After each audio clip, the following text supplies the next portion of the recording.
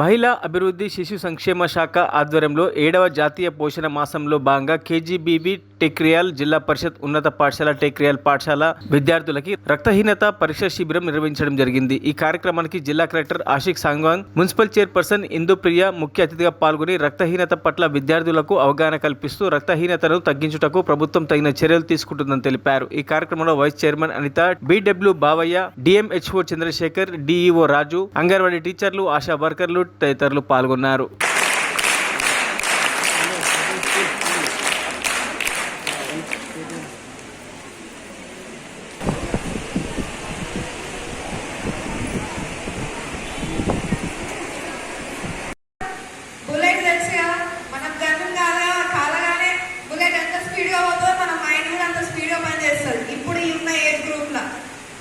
So ఎప్పుడైనా మనం ఎంత స్పీడ్గా ఆలోచిస్తామో మన ఆలోచన కూడా అంత మంచిగా ఉండాలి, ఒకరికి మోటివేట్ చేసేటట్టు ఉండాలి.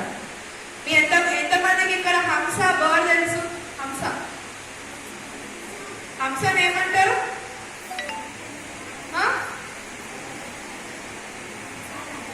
తెలుసా మీకు హంస? ఆ బర్డ్కి ఒక క్వాలిటీ ఉంటుంది, అది తెలుసా మీకు? ఒక స్పెషాలిటీ ఉంటుంది, తెలుసా?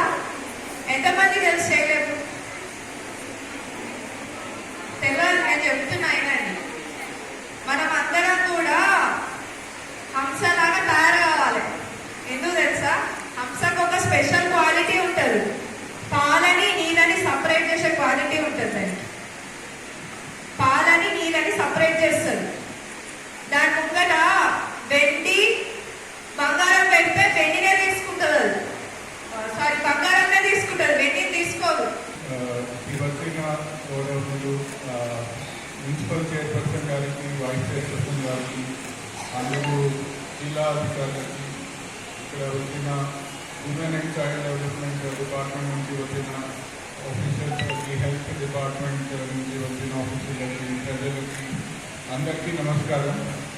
సో ఇప్పుడు చెప్పినట్టుగా ప్రతి సంవత్సరం సెప్టెంబర్ 4 పోషణ్ మా లాగా జరుపుకుంటున్నాము. సో పోషణ్ మా ఉద్దేశం ఏంటంటే ఇప్పుడు కూడా మన